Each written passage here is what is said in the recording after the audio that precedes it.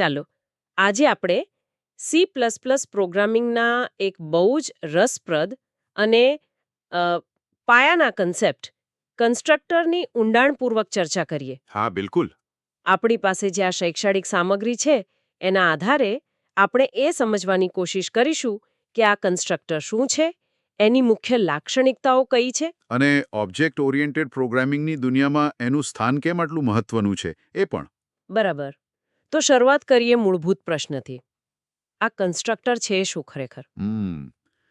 Constructor છે ને એ ક્લાસનું એક ખાસ પ્રકારનું સભ્ય ફંક્શન છે, સ્પેશિયલ મેમ્બર ફંક્શન. સ્પેશિયલ કઈ રીતે? એની સૌથી મોટી ખાસિયત એ છે કે જ્યારે પણ તમે એ ક્લાસનો કોઈ નવો ઓબ્જેક્ટ બનાવો છો ને હા ત્યારે આ કન્સ્ટ્રક્ટર આપમેળે મતલબ જાતે જ કોલ થઈ જાય છે. હા તમારે તેને અલગથી બોલાવવાની જરૂર જ નથી પડતી. આ એટલે કે ઓબ્જેક્ટના જન્મ સાથે જ એનું કામ શરૂ. હાસ તો. એ તો ખરેખર ઉપયોગી કહેવાય. હાસ તો. નહીં વોઇડ પણ નહીં. ના, વોઇડ પણ નહીં. સામાન્ય ફંક્શન કંઈ કિંમત પાછી આપે છે, પણ કન્સ્ટ્રક્ટર કશું જ પાછું નથી આપતું. એનું મુખ્ય કામ છે ઓબ્જેક્ટને તૈયાર કરવાનું. એટલે કે એનો પ્રાથમિક હેતુ ઓબ્જેક્ટ જ્યારે બને ત્યારે તેને જરૂરી શરૂઆતની કિંમતો આપવાનો છે, જેને આપણે ઇનિશિયલાઇઝેશન કહીએ છીએ. એકદમ સાચું. આ જ એનો મુખ્ય ઉદ્દેશ્ય છે, જેથી ઓબ્જેક્ટ બનતાની સાથે જ એક નિશ્ચિત અને ઉપયોગી સ્થિતિમાં હોય. આનાથી પ્રોગ્રામમાં આગળ જતા ઘણી અનિશ્ચિતતાઓ અને ભૂલો ટાળી શકાય છે. ઓકે. સામગ્રીમાં કન્સ્ટ્રક્ટરની કેટલીક બીજી ક્ષમતાઓ પણ વર્ણવી છે, જેમ કે તે આપમેળે કોલ થાય છે, એ તો આપણે જોયું, પણ એને ઓવરલોડ પણ કરી શકાય છે. આ ઓવરલોડિંગનો અહીં શું અર્થ થાય? ઓવરલોડિંગ એટલે જુઓ, તમે એક જ ક્લાસમાં એકથી વધુ કન્સ્ટ્રક્ટર બનાવી શકો છો. એકથી વધુ? હા, પણ શરત એ કે દરેકની પેરામીટર લિસ્ટ એટલે કે તેઓ જે ઇનપુટ લે છે તે અલગ હોવી જોઈએ. અચ્છા. આનાથી ફાયદો એ થાય કે તમે ઓબ્જેક્ટને જુદી જુદી રીતે બનાવી શકો છો. કદાચ એક કન્સ્ટ્રક્ટર કોઈ ઇનપુટ ન લે અને ડિફોલ્ટ કિંમતો સેટ કરે, જ્યારે બીજો કન્સ્ટ્રક્ટર શરૂઆતની કિંમતો યુઝર પાસેથી લે, એવું બની શકે. સમજાયું.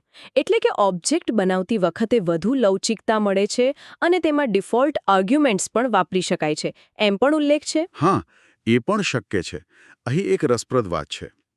સ્ત્રોતમાં કન્સ્ટ્રક્ટરની ભૂમિકા સમજાવવા માટે એક સરસ સરખામણી આપી છે. એમ શું સરખામણી છે?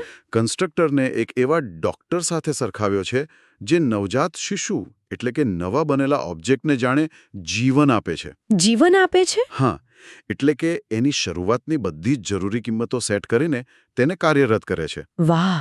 આ સરખામણી ખરેખર કન્સેપ્ટને સમજવામાં મદદ કરે છે, જાણે ઓબ્જેક્ટને જન્મ સમયે જ યોગ્ય સ્થિતિમાં લાવી દે છે. બરાબર. અને આ સમજવા માટે પેલો સ્ટુડન્ટ ક્લાસનું ઉદાહરણ પણ મદદરૂપ છે, નહીં?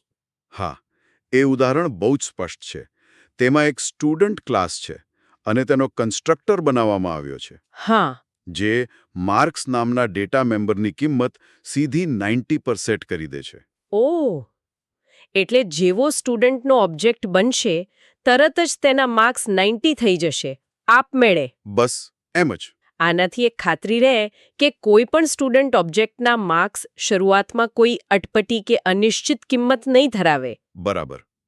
આ ઉદાહરણ એ જ દેખાડે છે કે કન્સ્ટ્રક્ટર કઈ રીતે ઓબ્જેક્ટની પ્રારંભિક સ્થિતિને નિયંત્રિત કરે છે અને ખાતરી આપે છે કે ઓબ્જેક્ટ યોગ્ય રીતે શરૂ થાય.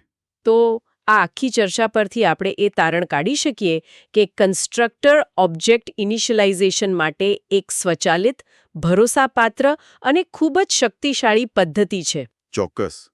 અને જો આપણે તેને થોડા મોટા પરિપ્રેક્ષ્યમાં જોઈએ તો કન્સ્ટ્રક્ટર એ સુનિશ્ચિત કરે છે કે સિસ્ટમમાં ફરતા ઓબ્જેક્ટ્સ ક્યારે અજાણી કે અનિશ્ચિત સ્થિતિમાં ન હોય.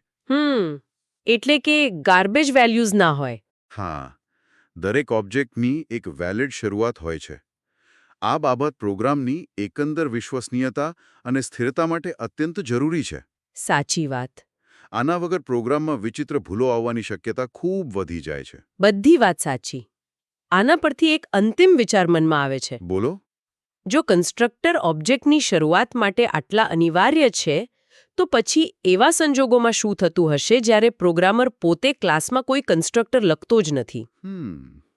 સારો સવાલ છે. શું ત્યારે ઓબ્જેક્ટ બની જ ન શકે?